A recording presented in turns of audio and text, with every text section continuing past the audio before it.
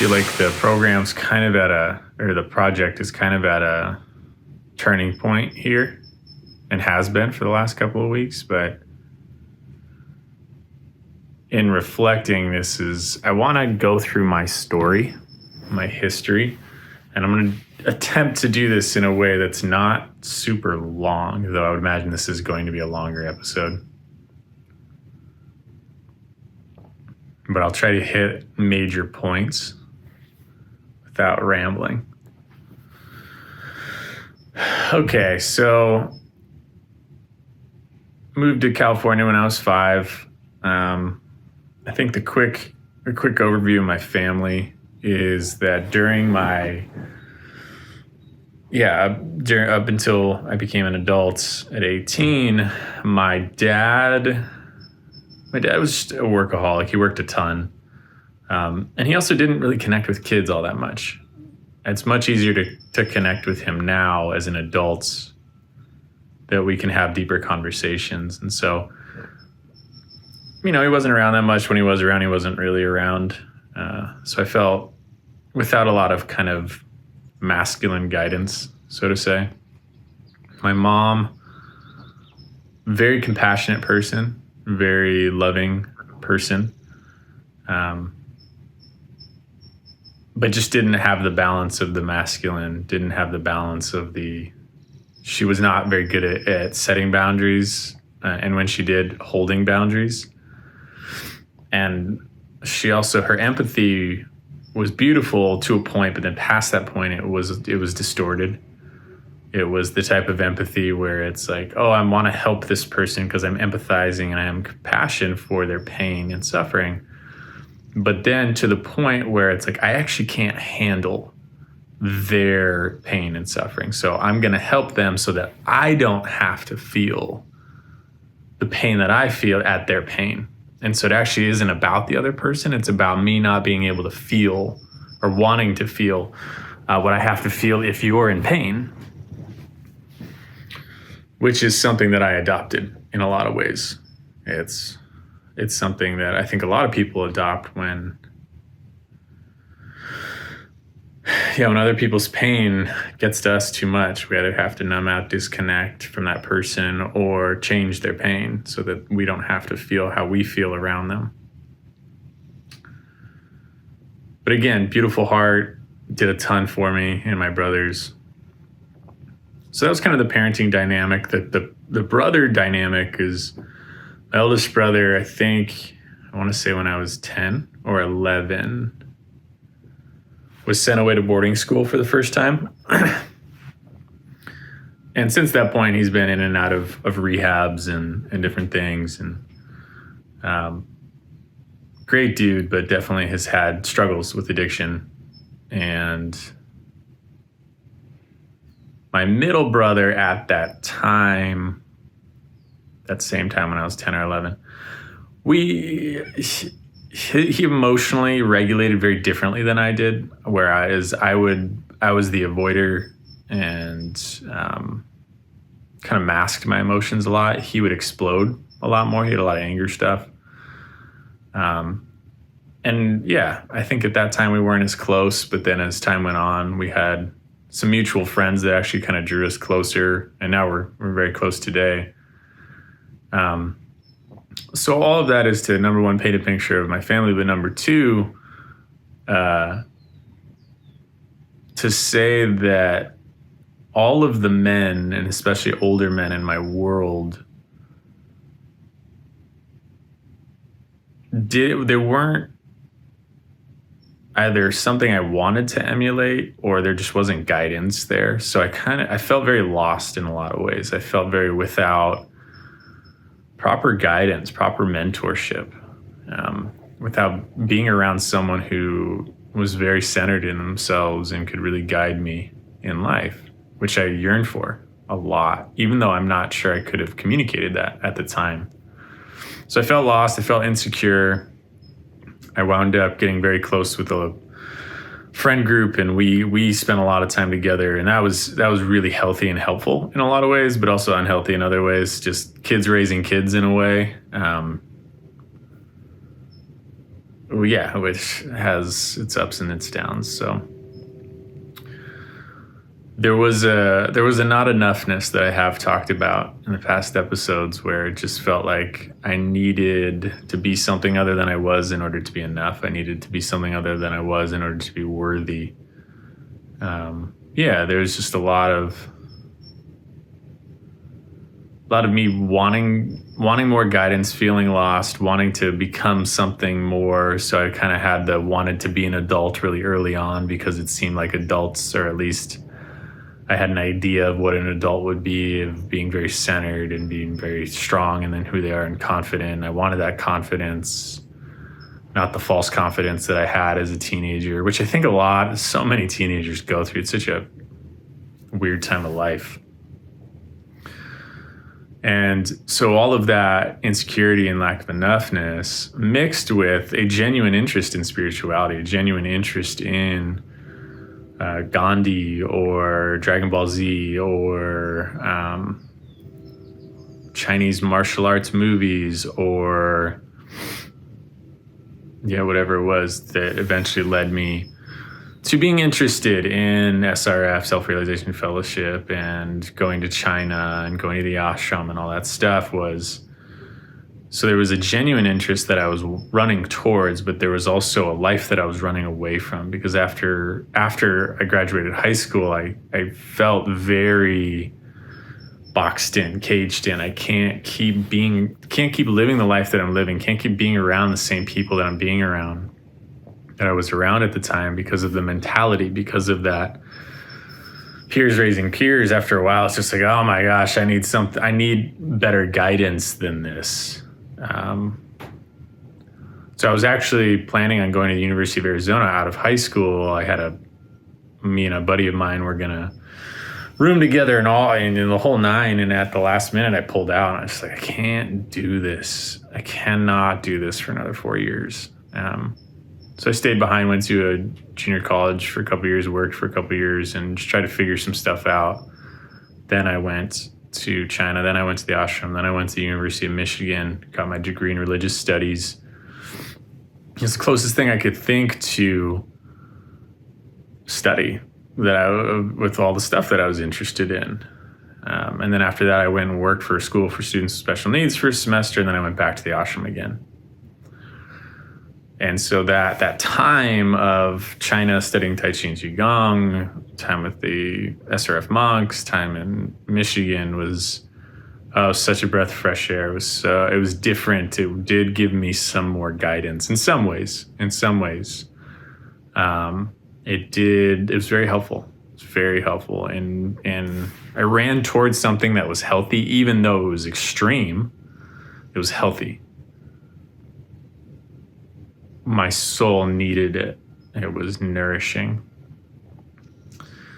And then after that, after I came out of the ashram the second time, in some ways I was battle worn because it was so extreme. So from the beginning of 2011 to midway through 2014, so 2011, 2012, 2013, so 3.5 years or so, I meditated between 1 and 3 hours every day, probably closer to 3 hours every single day for 3.5 years, while I was in college, while I was traveling, while I was with the monks, all of it.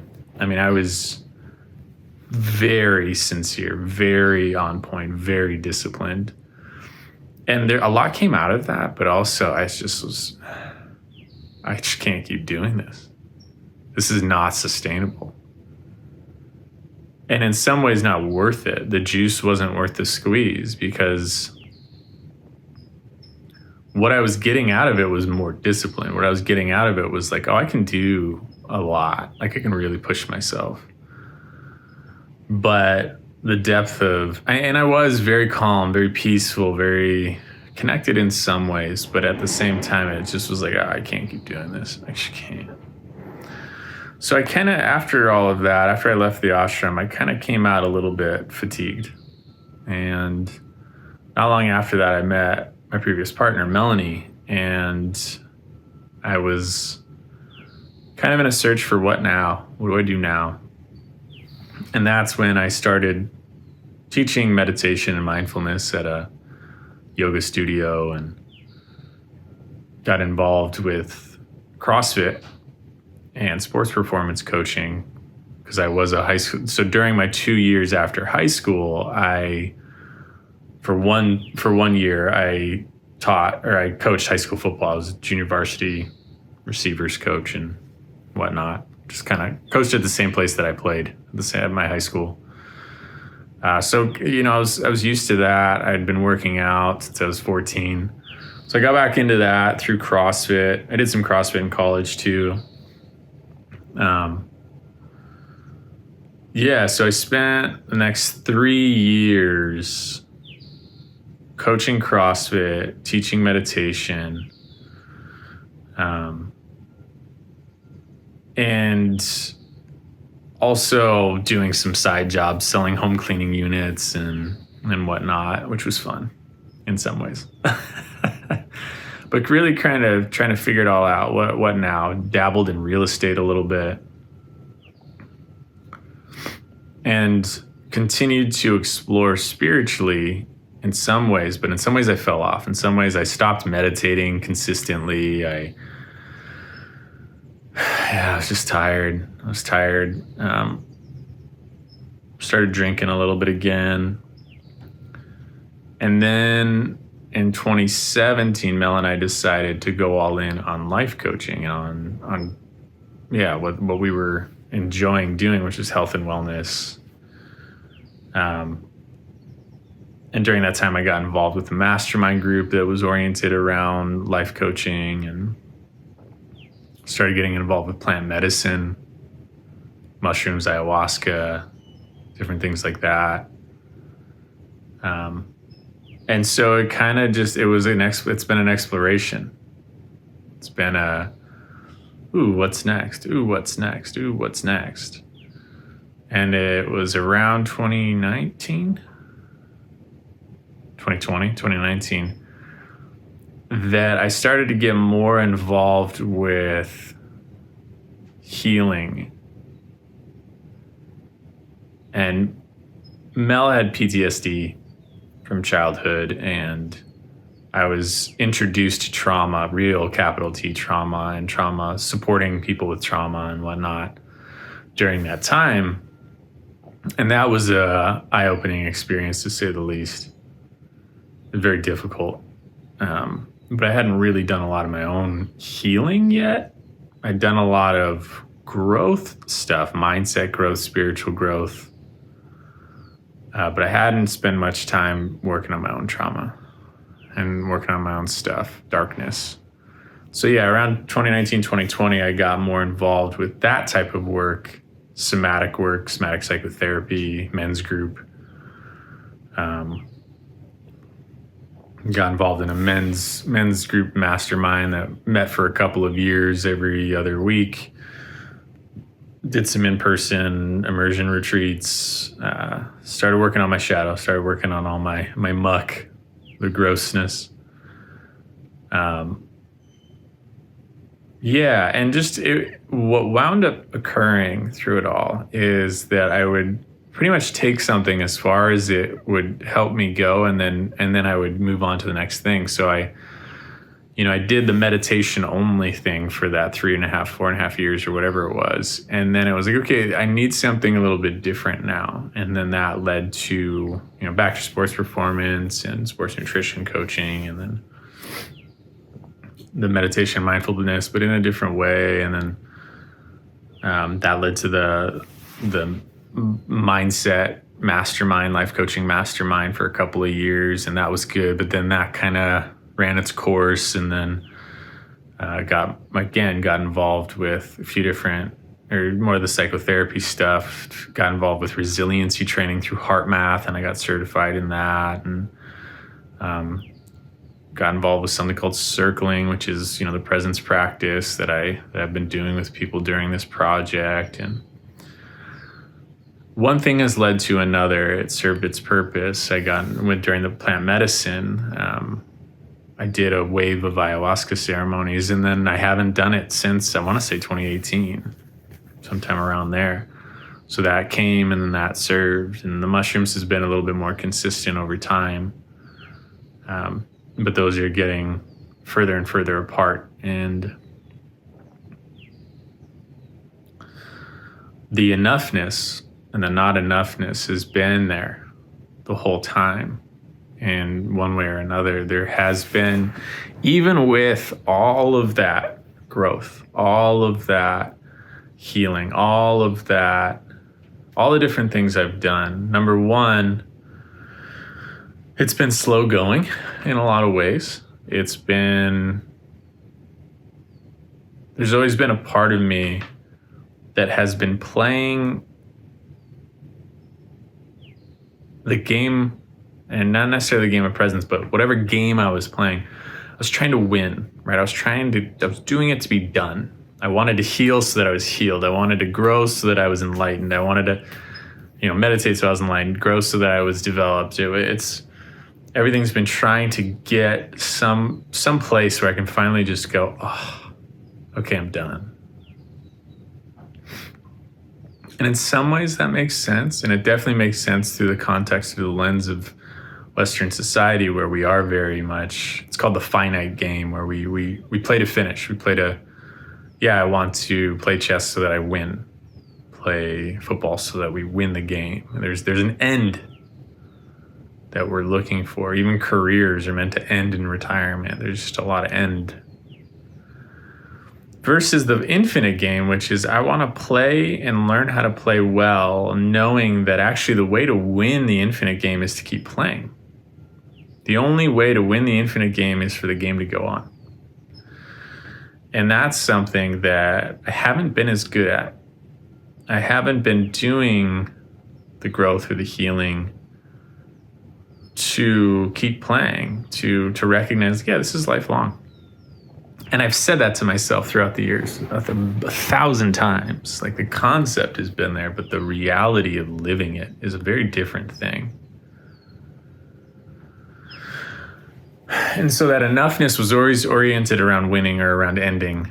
The enoughness was always, the enlightenment was, I want to essentially reach a place where I'm good, where I am good, where I no longer feel the need to be something else, where I don't want to say perfect, but there's definitely a part of me that sought perfection for a very long time. That part of me that wanted to be not just the jack of all trades, but the king of all trades, or the ace of all trades. Like, I want to be, really top 1% in everything that I do. And that just inherently created more tension inside of myself. And it in some ways, it hijacked my spiritual journey. In some ways, it led me to go do amazing things. Like, I wouldn't have ended up in China. I wouldn't have ended up at the ashram. I wouldn't have ended up spending thousands of hours in meditation, potentially, if I hadn't had this lack of enoughness. So there's a deep beauty in it. And there's a gratitude for it. But there's also this insane making tension. It's just like, that's been there in one capacity or another the whole time. And that has hijacked my spiritual path, my growth and healing path. And it has dictated what I do in my life to a very large extent.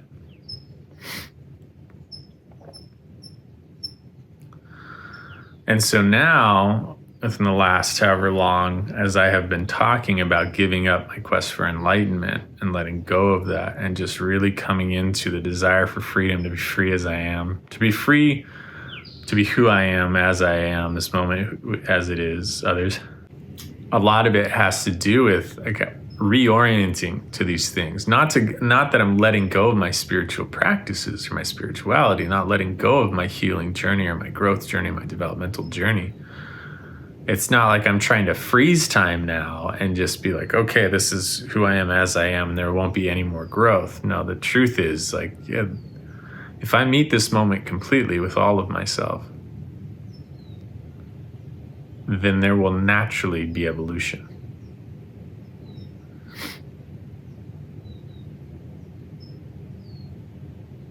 And trusting that, trusting in that. And so as I've been letting go of this, it's letting go of playing the finite game of enlightenment and letting it be infinite, letting it be, whatever the development looks like, even if it's I only take one more step up the mountain for the rest of my life, or somehow, some way I climb the whole thing, whatever. But letting go of the need for that. So all of that, that's that's a quick overview. I could talk about it. I could double click and zoom in on so many parts that were so impactful. But all of that is to say that when I started this project, I started it from the finite game. I started it because I still wanted to win. I still wanted to be enlightened as soon as possible. And I was still orienting from not a lack of enoughness. And in some ways, I'm really proud of myself for having come into this realization so fast. Come into not just the realization that it's there, but really being confronted by it and confronting it and saying like, hey, it's been a long time, dude. It's been a long time. And I'm the only one that can make the decision to stop, to shift games. To shift games. And so I am curious, like, okay, is the project naturally going to come to a close within 3 months? Like something I plan on being a 2 to 10 year journey, is it done within 3 months?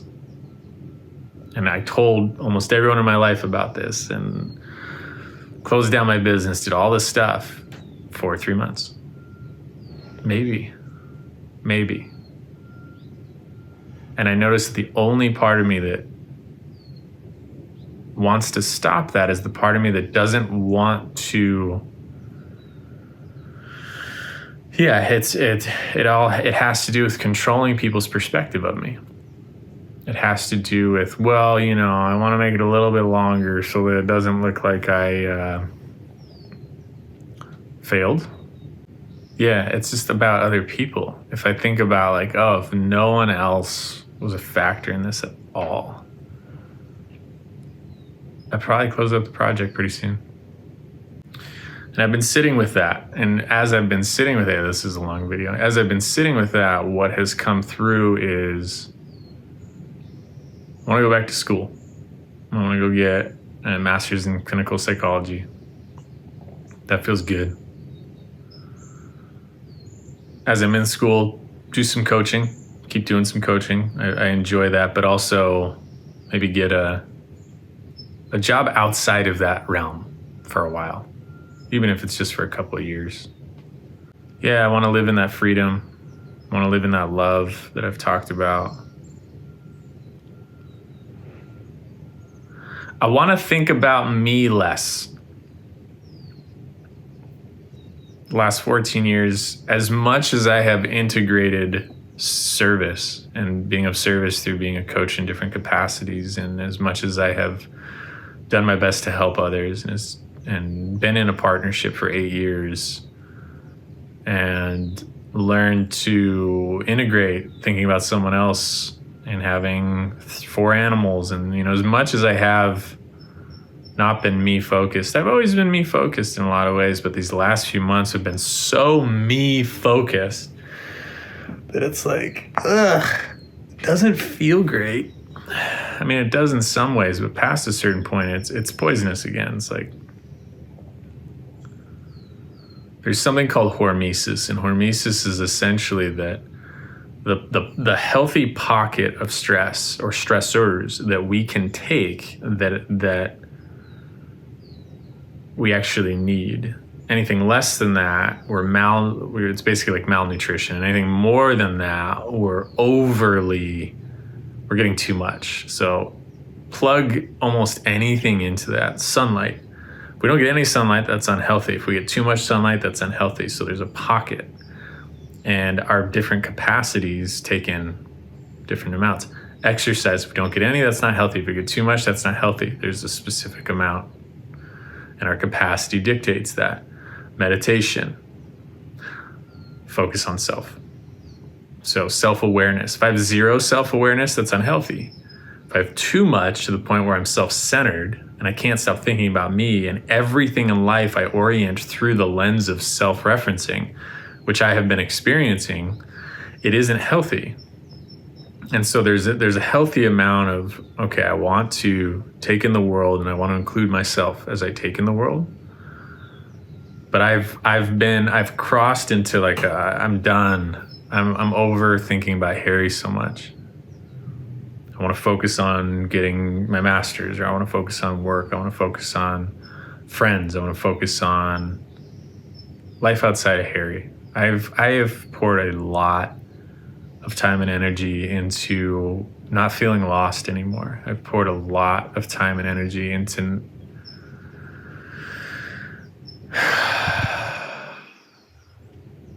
not feeling like I'm enough. I've poured a lot of time and energy into becoming someone that I wish I had. I think in a lot of ways that's a very simple way of putting it.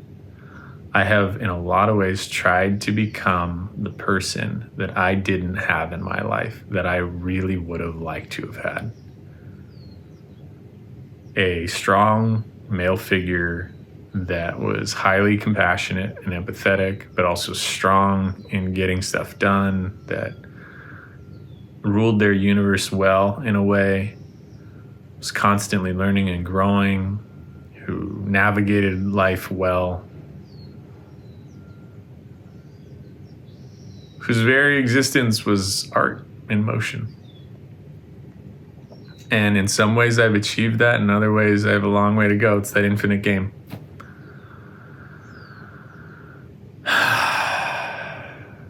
But now it's just time to trust that will continue. That I've given the boulder, so to say, enough of a push. I just have to trust that however strong I've pushed it for the last 14 years, that it's gonna carry. And it's time to just start running alongside of it. I don't know, this metaphor is not working out super well, but yeah, I think the next step is like, I just want to be, less me focused, more financially stable.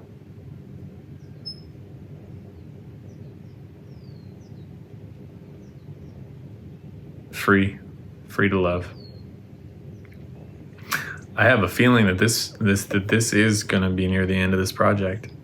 Like, it's coming through as I'm saying this. This almost feels like a goodbye. This almost feels like a shoot, that went way faster than I thought it would. I don't think this will be the last video, but I have a sense that in the next couple of weeks, this very much might have been a closed chapter. I'm so grateful that I did this.